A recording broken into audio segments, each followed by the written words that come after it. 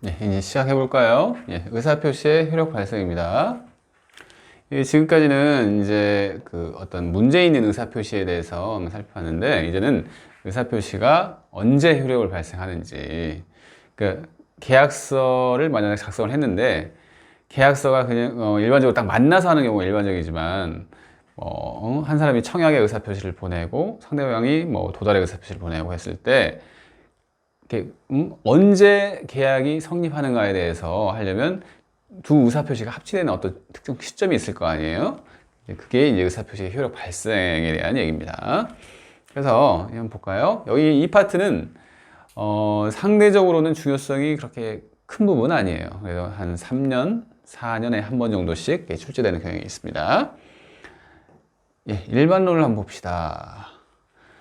우리가 여기 이제 어떤 의사표시의 단계들이 있는데, 도달하는 단계들이 있는데, 이걸 한번 봅시다. 표백이라고 나오죠. 표백. 이게 한마디로 자기 마음을 드러낸다는 얘기예요. 그래서 여러분이 예를 들어서 의사표시를 하는데, 내심의 의사를 외부로 꺼낸, 그러니까 예를 들어서 나는 이 물건을 사고 싶다 하는 것을 어떤 신청서 같은 데 쓸 수도 있는 거 아니에요? 그럴 때 외부로 꺼내는 단계, 즉 작성하는 단계입니다. 마음에 있는 것을 꺼낸다. 그게 이제 표백이라고 하는데요. 꺼내는 단계를 표백이라고 합니다. 두 번째 봅시다. 발신. 발신은 자기 손을 떠나는 거죠. 보면 우편물을, 그러니까 우체국 가가지고 우표를 붙인 다음에 우편물을 딱 그 우체통에 넣는 단계예요. 그래서 자기 손을 떠나는 단계를 발신이라고 합니다. 발신을 했으면 이제 도달을 하겠죠. 도달을 상대방한테. 그러니까 상대방의 지배 영역 내에 들어가는 것을 도달이라고 합니다. 그래서 도착하는 단계, 도착이겠죠. 이걸 도달이라고 합니다. 도달을 했으면 끝나는 게 아니라 상대방은 그걸 읽어봐야 합니다. 도달했다고 다 그 내용을 아는 건 아니잖아요. 상대방의 지배 영역 내에 들어간다고 하더라도 그 상대방이 읽지 않으면 그 의사표시를 알 수가 없는 거잖아요. 그래서 그 아는 단계, 요지, 이게 알지자죠. 완료했다는 소리죠. 완료, 아는 걸 완료했다. 그래서 개봉해서 이것을 읽는 단계를 요지라고 합니다. 그래서 이런 단계를 거쳐서 의사표시가 상대방에 도달을 하는데, 우리 민법은 그러니까 이 기억 가장 극단적인 것들은 취하지를 않아요. 이 둘 중에 하나를 취하는 건데, 우리 민법은 명시적으로 명문으로 도달주의를 취하고 있습니다. 그러니까 이게 이제 입법론이라고 하는 것은 다른 나라에서는 이 발신주의를 취하는 경우도 있다는 얘기죠. 하지만 우리나라에서는 명문으로 도달주의를 취하고 있습니다. 그래서 상대방의 영역에 이르는 단계가 되면 의사표시가 효력이 발생한다는 얘기입니다. 그래서 이제 제가 설명했던 도달주의 원칙이 111조에 얘기가 나오고요. 도달한 때 효력이 발생한다. 그리고 이 조문이 많이 나와요. 111조 2항 조문이요. 의사표시자가 통지를 발송한 후에 사망하거나 제한 능력자가 되어도 의사표시의 효력을 영향을 미치지 아니한다. 이것은 한번 우리가 표를 보면서 봅시다. 제가 이제 어떤 예를 들어 놓은 건데요. 이걸 보죠. 이 갑이라는 사람이 주로 이제 도매업자라고 해볼까요? 도매상입니다.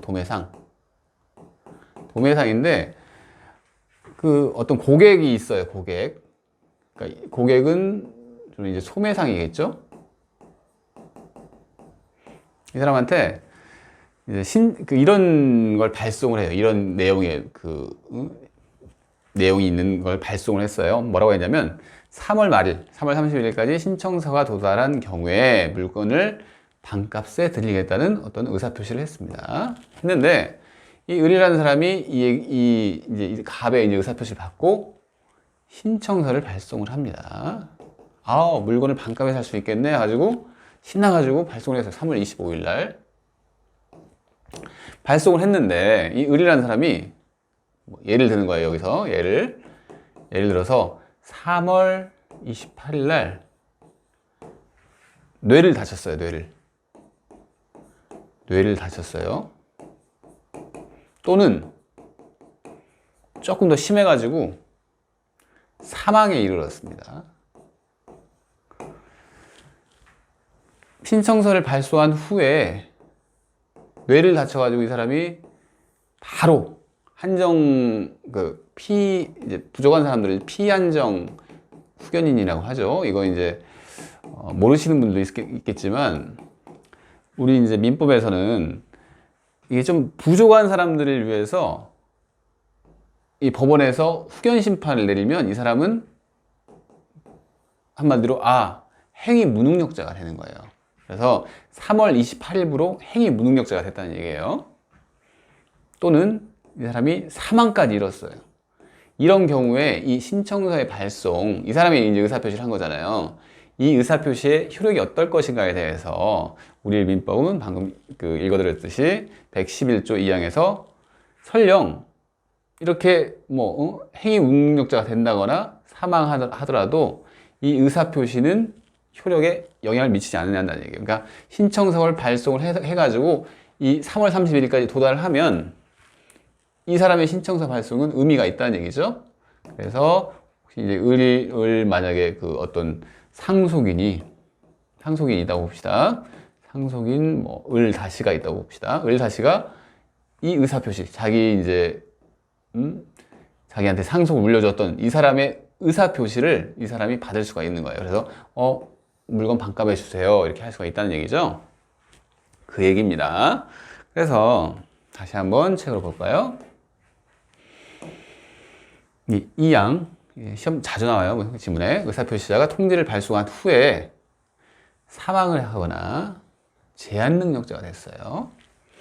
그렇게 되어도 의사표시의 효력에 영향을 미치지 않는다. 그 의사표시는 유효하다는 얘기입니다. 그래서 여기까지 봤고요. 봅시다. 도달의 의미.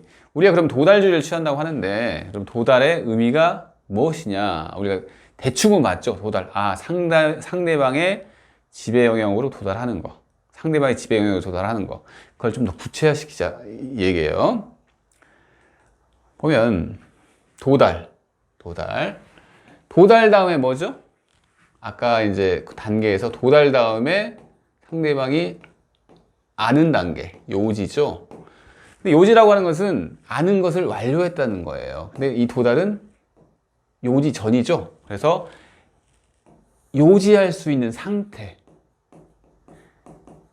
그러니까 요지를 하지 못하였다고 하더라도 요지할 수 있는 상태가 되면 도달하는 것을 보는 겁니다. 그래서 의사표시의 효력이 발생한다는 얘기죠. 그래서 이 뒷문장, 현실적으로 수령을 하지 못하였거나 요지하지 못하였더라도 요지 가능한 상태에 이르면 의사표시는 효력을 발생합니다. 그래서 이제 판례들이 도달주의를 취하고 있는데, 우리 민법은 도달주의를 취하고 있는데 어떤 경우를 도달이라고 본 것이냐 해가지고 판례들이 쭉 나와요. 도달로 본 경우를 먼저 봅시다.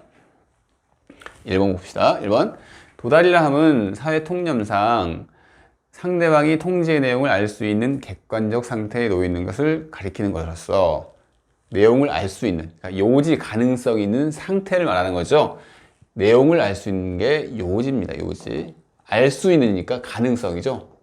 요지 가능성이 있는 상태를 도달이라고 하는데, 똑같이 반복되는 얘기죠. 통지를 현실적으로 수령하거나 통지 내용을 알 것까지 필요로 하지 않는 것이므로, 그렇죠. 상대방이 정당한 사유 없이 통지의 수령을 거절한 경우에는 상대방이 그 통지 내용을 알 수 있는 객관적 상태에 놓여 있는 때 의사표를 회생으로 보낸다. 이게 무슨 얘기냐면, 예를 들어서 해고 통지를 막 회사에서 해요. 정리해고 통지를. 그런 예전에 쌍용차 사건 이런 것도 있었고, 정리해고 통지를 하는데 회사에서 정리해고를 하려면 이 통지를 수령을 해야 돼요. 이 근로자가. 근데 이 근로자가 이제 억울을 할 거 아니에요. 자기는 열심히 몇십 년 동안 일을 해왔는데, 그래서 이 해고 통지를 안 받으려고 해요. 그래서 그 우편물을 수령 거부를 계속 합니다. 근데 이제 우리 판례는 어떻게 얘기를 했냐면, 이게 설령 수령업을 계속 한다고 하더라도 이게 계속 뭐 이분이 근로자 이분이 계속 자기한테 이 우편물이 오는 걸 알고 있죠. 이런 경우에는 요지 가능성이 있다고 보는 거예요. 그래서 이런 경우에 도달했다고 보는 겁니다. 예, 그 판례입니다. 예, 한번 봅시다. 그래서 의사표시 효력이 생기는 것을 보아야 한다 이 소리죠. 예, 넘어갈게요. 두 번째는 예, 기출이 됐네요. 두 번째는 최고의 의사표시가 기재된 내용 증명 우편물이 이 앞에는 읽어볼 필요 없어요. 내용 증명 우편물이라고 합니다. 여기서 포인트는 내용 증명 우편물이에요. 발송되고 반송이 안 됐습니다. 발송을 했는데 반송이 안 됐어요. 그러면 그 무렵에 송달되었다고 볼 것이다. 이 내용 증명 우편물이나 우리 민법에서는 등기 우편은 조금 더 강력한 취급을 해줍니다. 그러니까 도달이 좀 더 도달이 좀 쉽게 됐다 이렇게 인정을 해주는 거예요. 그래서 이 등기 우편물이나 내용 증명 우편물 같은 경우에는 별일이 없으면 도달했다 이렇게 생각을 해주는 거예요. 그래서 여기서는 포인트가 내용 증명 우편물입니다. 그리고 세 번째 볼까요? 동거 중인 가족, 대리인, 고용인이 우편물을 수령하였으나 본인에게 전달을 하지 않았어요. 여기서 우리가 지금 도달의 의미를 보고 있잖아요. 요지 가능성이죠. 요지 가능성 있는 상태만 되면 요지를 하지 않았다고 하더라도, 현실적으로 요지를 하지 않았다고 하셔도 도달한 것으로 본다. 지금 이게 포인트인데요. 동거 중이에요. 동거 중인 가족이, 동거 중인 가족, 그리고 대리인. 한 편이죠, 한 편. 그 다음에 고용인도 여기는 된다고 합니다. 수령을 했는데 본인한테 전달 안 돼가지고 이 사람은 본인은 요지를 못했어요. 요지를 못했지만 이런 경우에는 이 동거 중인 가족, 대리인, 고용인 우편물을 수령한 경우에는 요지 가능성이 있었기 때문에 도달한 것으로 본다 이 얘기입니다. 넘어가 봅시다. 그러면 도달로 보지 않은 경우를 한번 볼까요? 1번 봅시다. 채권 양도의 통지서가 들어있는 우편물을 채무자의 가정부가 수령한 직후에 한 집에 거주하고 있는 통지인이 채권자가 그 우편물을 바로 거주하고 있는 통지인인 채권자가 그 우편물을 바로 회수해버렸다면 도달되었다고 볼 수 없을 것이다. 이거 한번 봅시다. 이것은 우리가 채권 양도라는 것을 몇 번 제가 이제 설명을 해드렸는데, 채권자입니다. 채권자. 채무자예요. 채권이라고 하는 것은 양도수성이 있어요. 그러니까 딴 사람한테 넘겨줄 수 있다는 얘기죠. 그래서 이 갑이 병이라는 사람한테 채권을 넘겨줍니다. 넘겨줬어요. 양도를 했다는 얘기죠. 채권 양도입니다. 양도. 근데 채권 양도 같은 경우에는 양도했으면 이제 병이 채권의 채권자가 되는 건데 이 채무자가 알 턱이 없잖아요. 그죠? 이 둘 사이에서 채권 양도 계약을 맺는 거기 때문에 을은 채무자는 알 수가 없어요. 그래서 알 수가 없기 때문에 이 사람은 나는 이 사람한테 갚아버릴 수도 있는 거잖아요. 안 되죠? 이러면 안 되죠? 지금 현재 채권자가 채권이 넘어갔어요. 그래서 채권 양도 통지라는 걸 해줘야 돼요. 통지라는 걸. 여기 채권 양도 통지서라는 얘기가 나오잖아요. 채권 통지를 통지서를 발송을 해줘야 돼요. 근데 이걸 누가 해줘야 할까요? 이 둘 중에서 이 사람한테 누가 알려줘야죠? 채무자한테? 이 사람이 알려줘야죠. 그죠? 본래 기존의 권리를 가지고 있던 사람이 난 이제 더 이상 채권자가 아니다. 이게 신빙성이 훨씬 높죠. 이 사람은 갑자기 채권을 받았는데 이제 내가 채권자야 하면 이 사람이 믿을까요? 안 믿겠죠. 그래서 이 사람이 양도 통지를 해줘야 합니다. 예, 이걸 이제 기본적으로 이 내용을 아시고요. 한번 봅시다. 그래서 채권 양도의 통지서가 들어있는 우편물을 채무자의 가정부가 수령 직후 한 집에 거주하고 통지인, 이 사람이 통지인이 누구겠죠? 기존 채권자죠. 기존 채권자가 통지서를 보낸 거예요, 채무자한테. 그죠? 상황이. 근데 그 채권자가, 통지인인 채권자가 보냈는데 바로 회수를 해버렸대요. 그러면 같은 집에 거주하고 있다고 해서 채권자가 나 보냈어 한 다음에 자기가 바로 회수를 해버렸어요. 그러면 채무자가 알 수 있는 상태가 될까요? 아니죠. 그래서 통지 내용을 채무자가 알 수 있는 상태에 놓이는 것으로 볼 수 없으므로 그 통지는 채무자한테 도달된 것으로 볼 수 없는 거죠. 예, 넘어갈게요. 두 번째입니다. 이번에도 채권양도 통지서 얘기가 나오네요. 채권양도 통지서가 채무자의 주소나 사무소가 아닌, 이번에는 뭐가 문제냐면 보냈는데 이 채무자 쪽한테 보내야죠. 채무자 쪽에. 그죠? 근데 그 아닌, 그 사람의 주소가 아닌 동업자한테 보냈답니다. 동업자 사무소. 동업자의 사무소에서 신원이 분명치 않은 자에게 송달된 경우 이게 채무자가 이 내용을 알 수 있는 상태가 됐을까요? 즉 도달된 것으로 볼 수 있을까요? 아니겠죠. 그래서 인정할 수 없다는 얘기입니다. 넘어가겠습니다. 3번 내용 증명 우편, 위에서 한번 봤습니다. 내용 증명 우편이나 등기 우편. 그러니까 여기서는 얘네 둘은 조금 더 특별한 취급을 해준다고 제가 말씀을 드렸습니다. 이 사람들은 이런 방식은 도달된 것으로 조금 좀 인정을 더 쉽게 해줘요.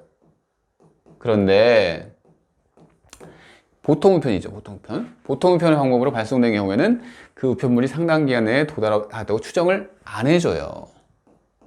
효력이 약한 거죠. 그래서 송달의 효력을 주장한 자가 도달을 입증을 해야 한답니다. 추정이 안 되기 때문에. 넘어가 봅시다. 4번 볼까요? 4번. 우편물이 지금까지 출제된 적은 없는 그런 이제 판례들인데, 우편물이 등기 취급의 방법으로 발송된 경우, 이때는 조금 애매한데 등기라는 얘기가 나옵니다. 등기 그러면 조금 효력이 강한 거 아니야? 이렇게 생각을 하시잖아요. 그래서 근데 특별한 사정이 없는 그 무렵 수취인에게 배달되었다고 볼 것이나, 특별한 사정이 없으면 도달되었다고 본대요. 근데 그러면 특별한 사정이 있는 경우에는 도달된 것을 안 본다는 얘기죠. 그 특별한 사정이 바로 밑에 나옵니다. 수취인이나 그 가족이 주민등록지에 실제 거주하고 있지 않습니다. 이쪽에 보냈는데, 주민등록지에 보냈는데 그 받아야 할 사람이 그 거주지에 거주하고 있지 않은 거예요. 그리고 그냥 단순히 전입신고만 해둔 상태라고 합니다. 그리고 등록지 거주자가 어떤 사람이 있는데 송달 수령의 권한을 위임하였다고 보기 어려운 사정이 있답니다.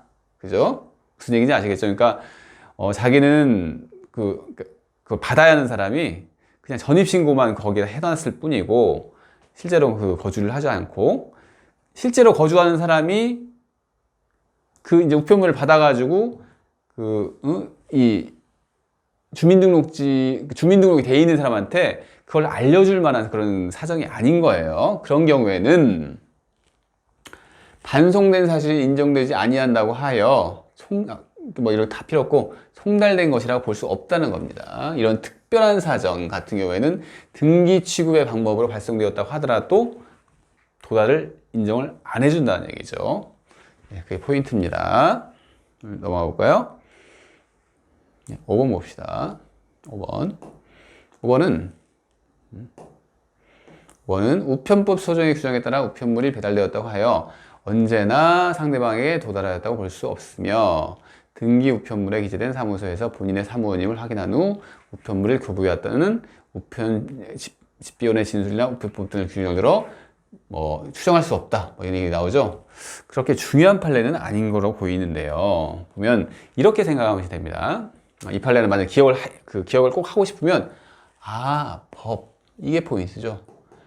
그러니까 우편법에 각종 우편에 관련된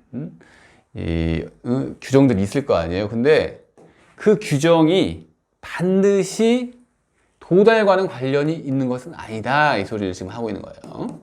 그러니까 여기서는 포인트는 우편법을 우편법을 지켰다고 하더라도 반드시 도달한 것으로 볼 수 있는 것은 아니구나, 이 정도만 기억을 하시면 됩니다.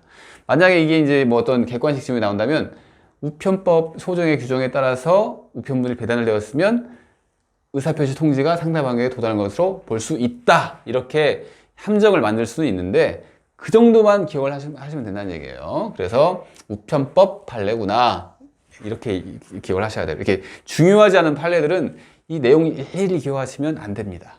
우편법 이렇게 이런 판례 이렇게 이해하시면 됩니다. 6번 봅시다. 그리고 6번도 그닥 중요한 판례는 아닌 것 같으세요. 우편물이 수취인 가구의 우편함에 투입되었다라고 분실 등의 이유로 우편물이 수취인의 수중에 들어가지 않을 가능성이 적지 않게 존재하는 현실에 비추어. 그렇죠. 우편함에 투입됐다고 하더라도 이게 이제 분실의 가능성이 있는 거죠. 그래서 이 사실관계는 경비원 아저씨가 집배원으로부터 우편물을 수령한 다음에 이를 우편함에 넣어둔 사실만 가지고 우편물을 수취하였다고 할 수가 없다고 합니다. 경비원 아저씨가, 이건 이렇게 기억하시면 돼요. 경비원 아저씨가 넣어놨는데 그 우편물이 분실됐다. 그러면 도달했다고 볼 수는 없겠구나. 이렇게 생각을 하시면 됩니다. 넘어갑시다. 도달주의의 효과에 대해서 나옵니다. 이것은 아까 봤던 표를 보면서 얘기를 합시다. 이제 아까 설명드렸는데 3월 31일까지 신청서가 도달한 경우에 물건을 반값에 드리겠다고 얘기를 했어요. 그래서 이 사람이 신청서를 발송을 했어요. 근데 일반적으로 3월 25일쯤 그 신청서를 발송하면 3월 31일까지 가지 않나요? 그죠? 갈 거라고 보여지는데 어떤 일인지 모르겠지만 불착, 이 3월 31일까지 도착을 해야 하는데 도착을 안 했어요. 불착 또는 연착. 불착은 뭐 이런 거죠. 이 신청서가 어디 있는지 몰라요. 지금 도달도 안 했고 만약에 연착도 안 했어요. 만약에 연착이라는 것은 늦게 도착했다는 얘기죠. 그래서 만약에 뭐 4월 3일 날 도착을 했다. 이제 이게 불착 연착의 개념인데, 이런 경우에 이 사람은 내가 이쯤 보냈으니까 내가 도달이 일반적으로 되니까 반값에 사겠다 생각을 할 수도 있죠. 그죠? 그런 생각을 할 수도 있어요. 근데 이 불착 연착을 해버렸어요. 이 불착 연착에 대한 불이익을 누가 져야 할까요? 이거에 대해서 발신주의랑 아까 우리가 발신주의, 그러니까 입법론적으로 발신주의, 도달주의의 대립이 있는데, 발신주의를 만약 취한다고 해봅시다. 우리는 도달주의를 취하는데 발신만 하면, 이 사람이 발신만 하면 바로 의사표시의 효력이 발생을 하죠. 신청서 발송의 효력이 바로 생기니까 이걸 주장을 할 수 있겠죠. 설령 불착 연착이 되었다고 하더라도. 그렇죠. 근데 도달주의를 취하니까 이 을은 발송해가지고 늦게 도착을 했어요. 늦게 도착을 했습니다. 만약에 늦게 도착을 했어요. 이런 경우에 효력 발생이 없죠. 그죠? 도달을 해야지 효력을 발생하는데 효력 발생이 없어요. 이런 경우에는 효력 발생 자체를 안 하는 거예요. 누가 불이익하죠? 을이 불이익합니다. 표의자가 그거에 대한 책임을 지는 거예요. 발신주의를 취하면 바로 효력을 발생하니까 불착 연착했을 때 이 사람이 책임을 집니다. 이 사람은 자기 권리를 주장할 수 있어요. 발신주의를 취하면. 근데 도달주의는 그게 아니죠. 그래서 불착 연착에 대한 책임을 표의자가 지는 거예요. 두 번째 봅시다. 그러면 입증 책임을 볼게요. 이 사람이 3월 25일 날 발송을 한 거죠. 근데 3월 31일까지 도착을 하면 좋은데 4월 3일 날 도착을 했어요. 둘이 이제 옥신각신 하는 상황이 되겠죠. 이것 봐라 이러면서 나는 제때 보냈어. 뭔 소리야, 나는 4월 3일 날 받았는데. 이렇게 얘기를 이렇게 싸울 거 아니에요. 근데 이거의 입증 책임을 누가 질까요? 발신주의를 취하면, 이것은 이제 비교를 하면 돼요. 발신주의를 취하면, 지금 우리는 도달주의인데 발신주의를 취하면 바로 자기가 발송했다는 것을 어떤 사진을 찍어 놓든 증거를 확보를 해 놓으면 끝이에요. 나 발신했지? 너 뭐라고 하지 마. 이렇게 하면 끝인데, 그죠? 발신주의를 취하면 이 사람이 이 발송에 대한 사실만 입증하면 돼요. 발송에 대한 사실만. 하지만 도달주의를 취하기 때문에 이 사람이 어떤 자기 원하는 의사표시가 확보가 되려면 이 3월 31일 전에 도착했다는 것을 직접 입증을 해야 합니다. 이런 경우에는 발송뿐만 아니라, 그러니까 도달주의를 취하기 때문에 나는 도달주의를 취하는 결과 발송 사실과 도달 사실을 다 입증을 해야 하는 거예요. 자기가 원하는 결과를 만들려면. 그래서 이 사람이 거짓말을 하고 있는 것 같다, 느낌에 거짓말을 하고 있는 것 같다, 3월 31일 전에 도착한 것 같은데 이 사람이 4월 3일이라고 우기고 있다, 이런 경우에 이 사람이 뭐 우체국 가서 상황을 확인을 하든 해가지고 이 사람이 입증을 해야 하는 겁니다. 도달주의를 취하기 때문에 이 경우에는 둘 다 입증해야죠. 발송 사실도 입증하고 도달 사실도 입증해야 하는 얘기죠. 그래서 도달 입증의 책임은 표의자가 집니다. 발송 사실에 대한 입증도 표의자가 지는 거고요. 아시겠죠? 철회 가능식이라는 얘기가 나오는데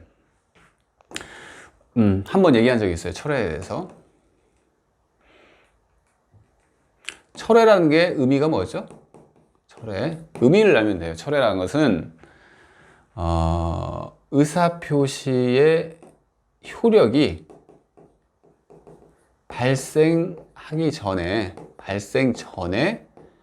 그 의사표시를 딱 없애버리자, 이렇게 얘기를 하는 거예요. 효력 발생 전에 없애는 거예요. 그러니까 효력 발생을 도달주의에서는 언제 하죠? 이 사람한테 도달했을 때 효력이 발생하죠. 의사표시 효력이요. 이 신청서 발송의 효력은 도달했을 때 그 효력이 발생합니다. 그래서 이 사람에게 도달하기 전에 철회가 가능합니다. 그러겠죠? 그죠? 근데 발신주를 취하면 바로 효력이 발생해요. 발신주를 취하는 그런 나라들도 있다고 했잖아요. 그러면 발신주를 취하면 발송만으로 바로 효력을 발생하기 때문에 철회가 안 되는 상황이 되는 거죠. 근데 우리는 도달주의를 취하기 때문에 그 도달 전에 철회를 할 수가 있습니다. 이 얘기예요. 그래서 책을 한번 봅시다. 쭉 있는데 그 얘기를 다 써놨습니다. 불착 연착에 대한 책임. 그래서 딱 보면 이게 포인트겠네요. 이거요. 도달주의를 취하는 결과 발송만으로는 어떤 효과가 발생하지 않으므로 표의자에게 불이익이 기소한다. 설명했습니다. 입증 책임도 표의자가 입증해야 한다고 했죠. 설명했고요. 철회 가능 시기도 도달 전, 의사표시의 효력이 발생하기 전 도달 전까지 철회할 수 있다. 이렇게 설명을 다 드렸습니다. 넘어가시죠. 도달주의의 예외라는 게 무슨 얘기야? 갑자기 도달주의를 취한다고 하더니 갑자기 도달주의 예외, 이건 무슨 얘기지? 이렇게 하는데, 우리 민법은 아까 111조 맞죠? 111조에서 도달하여야 의사표시의 효력이 발생한다 해가지고 명문으로 도달주의를 규정을 하고 있어요. 근데 이 도달주의를 다 이렇게 인정을 하면 좋은데 예외적으로 발신주의를 취하는 상황이 있는데, 그런 상황인데 이것을 직접 법조문에서 규정을 하고 있어요. 또 어떤 상황에서는 발신주의를 취한다 이러면서. 근데 이제 제가 모아놨습니다. 우리 민법에 모아놨는데 이 두 개는 시험 범위가 아니라서 뭐 특별히 설명할 필요가 없고요. 지금 민법 정리 좀 처음 배우는데 이걸 뭐 보면 이쪽은 둘 다 채권 강로 한참 뒤에서 배워요. 배우는 우리 시험 범위예요. 그래서 지금 뭐 설명드리는 게 별 큰 의미가 없다고 보여지고, 예를 들어서 어떤 경우에 발신주의를 취하는지 예를 들어서 이 131조만 잠깐 한번 살펴보도록 하겠습니다. 131조가 이제 발신주의를 취한다고 하는데요. 상대방의 채권권. 이제 대리 파트에 나오는 거잖아요. 대리권 없는 자, 이렇게 무권 대리 파트입니다. 이게 대리권 없는 자가 타인의 대리인으로 계약을 한 경우에 상대방은 상당한 기간을 정하여 본인에게 추인 여부에 확답을 최고할 수 있다. 이거 한번 설명을 드린 적이 있는데 뭐 이런 거죠. 갑이 여기다 그릴까요? 여기다 그립시다. 갑이 본인입니다. 근데 을이 대리권을 받은 적이 없어요. 그래서 이 사람을 무권대리인이라고 하죠. 무권대리인. 근데 무권대리인이 병과 계약을 했습니다. 무권대리의 효과. 대리권을 준 적이 없어요. 근데 이 사람이 어떻게 보면 어떻게 좀 약간 거짓말을 해가지고 자기가 대리인이 있는 것처럼 뭐 해가지고 이렇게 한 거죠. 그래서 이 사람한테 그 효과가 이렇게 대리 얘기를 했는데 그 효과가 미칠까요? 안 미친다고 했습니다. 그래서 무권 대리의 효과는 원칙이 무효예요. 무효니까 이 사람은 그 법적 효과를, 이 대리행위의 법적 효과를 받지 않는 거죠. 원칙이 무효니까요. 근데 이 사람이 대리행위를 무권 대리행위라고 해서 이게 계약이 성립이 안 된다고 하면 이 사람도 약간 서운하잖아요. 그죠? 왜냐면 이 사람은 유효하게 믿었을 수도 있고 이 대리권의 존재에 대해서 이 사람은 신뢰가 약간 깨진 상황이잖아요. 나는 이 사람이 대리인인 줄 알았는데 대리인이 갑자기 아니라고 하네? 나 참, 이 뭐야. 내 이 물건 살려고 했는데. 해가지고 원칙 무효이니까 이 사람의 신뢰가 약간 상실되는 거죠. 그래서 어떤 제도를 주냐? 다 한번 얘기한 적이 있어요. 추인이라는 제도를 줍니다. 추인. 과거 것을 인정을 하자. 추인이라는 용어가 과거 것을 인정을 한다. 이 본인이 좀 불쌍하기도 하고 하니까 내가 이 무권 대리 행위를 추인하겠다. 무권 대리 행위를 추인하겠다. 그러면 소급적으로 이 행위가 유효가 됩니다. 대리 행위가 마치 유효한 대리처럼 행위가 돼서 그 법적 효과를 받게 되는 그 제도를 두는 거예요. 추인이라는 제도를. 근데 여기까지는 설명을 했는데 이 병이라는 사람이 그래서 추인 여부를 물어봐요. 추인 여부를 최고해요. 이것도 배운 적 있죠? 최고가 여기서 중법률 행위고 의사의 통지다. 이건 배운 적이 있습니다. 그래서 물어봅니다. 추인할지 안 할지를 이 사람이 물어보는 거예요. 추인하기 전에. 최고해요. 너 추인할 거니? 이렇게 물어보는데 이 사람이 추인을 받았죠. 최고를 받았죠. 갑이 최고를 받았는데 최고를 받은 상황에서 자기가 이제 내가 추인할게, 추인 안 할게, 이렇게 구체적으로 의사를 밝히면 좋은데, 그게 아니고, 가만히 있습니다. 가만히 있어요. 확답을 하면 참 좋겠는데, 확답을 바라지 아니한 때에는 추인을 거절한 것으로 봅니다. 그죠? 이 사람이 가만히 있을 때는 이 사람은 추인 거절한 것으로 보는 거예요. 근데 여기서 이제 이것도 중요하고, 추인 거절의 효과가 나타나는 거. 이것도 이제 시험에 자주 나오는 거고, 여기서 바라지 이렇게 나오죠. 바라지 확답을 바라지 이게 무슨 소리냐면 이게 발신주의라는 거예요.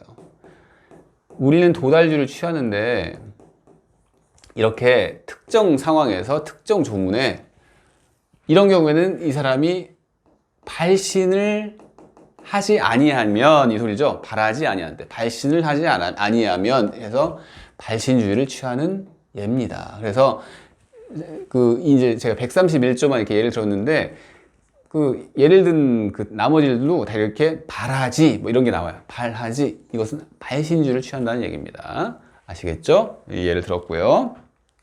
그래서 이제 책을 다시 봅시다.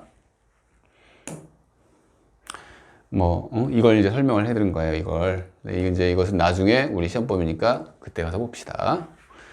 다음 페이지를 봅시다.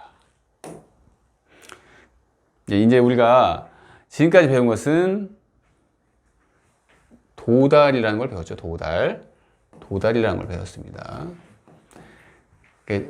갑과 을이 있는데 이 사람이 의사표시를 했어요. 그러면 이 의사표시가 언제 도달하는 거에 대해서 배웠죠. 근데 지금 수령 능력이라는 얘기가 나오죠. 수령이 뭐죠? 수령? 받아들인다는 얘기죠.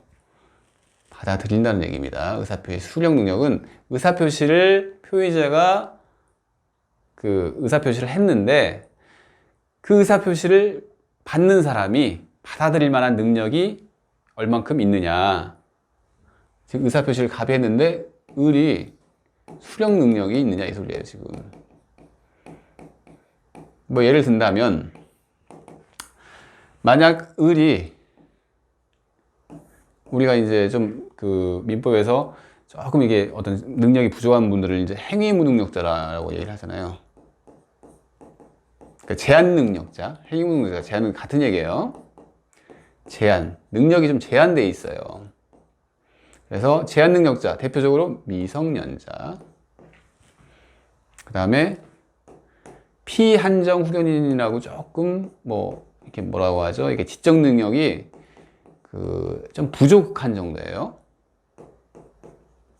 그다음에 피성년 후견인이라는 사람이 있습니다. 피성년 후견인은 좀 더 부족합니다. 피한정 후견인보다 조금 더 지적 능력이 떨어지는 사람이라고 생각하면 돼요. 그래서 이 을이 이런 사람인 경우에는 수령 능력이 없는 거죠. 이 사람이 의사표시를 했다고 하더라도, 의사표시 해가지고 도달을 했다고 하더라도, 도달하면 효력이 발생해야 하는데, 이 을이 정상적인 사람이 아니라면, 정상적인 사람이었으면 도달을 해가지고 효력이 발생을 하죠. 근데 정상적인 사람이 아니라면 효력이 발생하지 않는다는 얘기를 하는 겁니다. 네, 법조문을 봅시다. 112조죠, 이게. 112조입니다. 의사표시의 상대방이 의사표시를 받은 때 제한 능력자인 경우에는 받은 때, 수령할 때, 의사표시를 수령할 때 제한 능력자인 경우에는 의사표시자는 그 의사표시로서 대항할 수 없다고 합니다. 여기 대항이라는 얘기가 또 나오네요. 대항할 수 없다. 그리고 다만, 이것도 이제 시험에 가끔 이 조문 자체를 묻는 경우가 많아요. 여기서는요. 이 112조. 그 상대방의 법정 대리인이 의사표시가 도달한 사실을 안 후에는 그러하지 아니하다. 법정 대리인이라고 하는 것은 우리가 이제 뭐 미성년자